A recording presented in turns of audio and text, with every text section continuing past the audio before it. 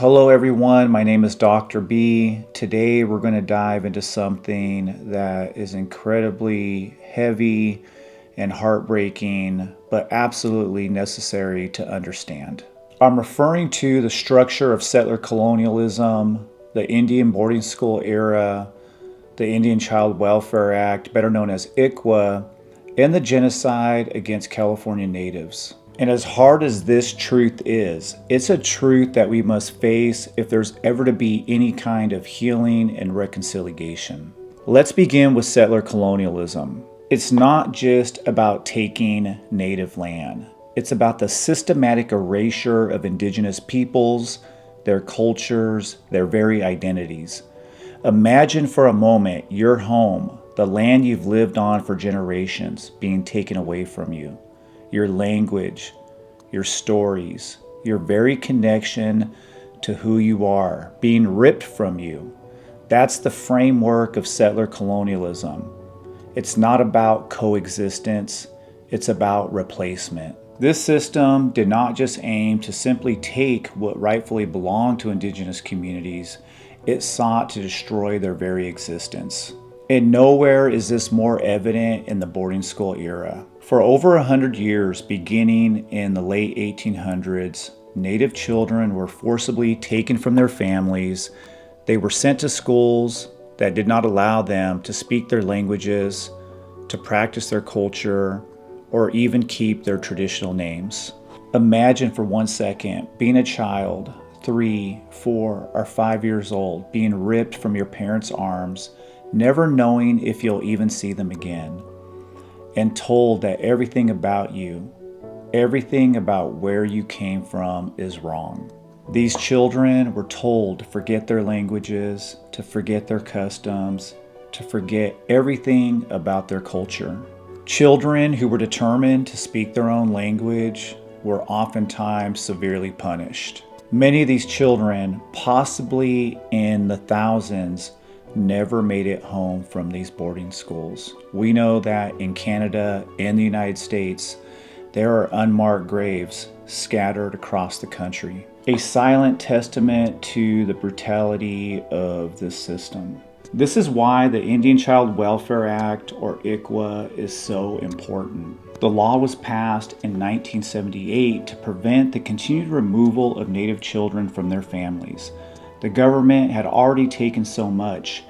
ICWA was an acknowledgement of the harm that had been done and an attempt to stop the cultural erasure of indigenous peoples. ICWA prioritizes keeping Native children within their Native communities, thus keeping their culture alive. But even today, ICWA faces constant legal challenges. We really need to ask ourselves why, after so much has been taken from indigenous communities, is ICWA still under attack? And we must all continue to support tribal sovereignty so that way tribal communities have a say in what happens to their children. Okay, let's talk about the genocide that happened right here in California against indigenous communities.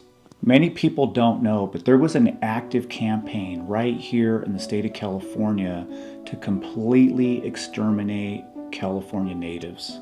In 1850, there was even a law that was passed that allowed for the enslavement of California natives. Indigenous men, women, and children were often kidnapped, sold, and worked to death. Entire villages were massacred in what can only be described as an act of genocide.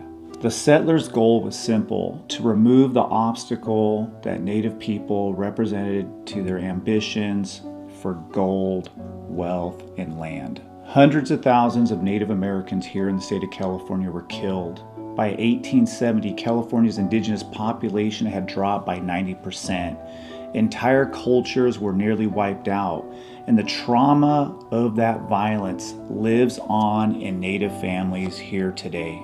This is not just history. The Indian boarding school system, the California genocide, the ongoing attacks on Native sovereignty, all of this has created generations of historical trauma. But with truth comes justice and healing. We must tell these stories. It's not to dwell on the past, but to honor and celebrate the resilience of Indigenous peoples. We have survived every attempt to erase us, to take our lands, our children, our futures, but yet we are still here. But we can't stop at survival. We need justice. We need recognition and acknowledgement of the sufferings of communities across Native America. So as you think about the structure of settler colonialism, the boarding school era, and the genocide committed here in the state of California, I want you to ask yourself, what can I do? How can you stand with Indigenous communities, support their fight for justice, their healing, for their right to exist and thrive on their land, on their own terms? We definitely can't change the past, but we can change how we move forward. Thank you for listening, and remember, history demands our accountability, and healing demands action.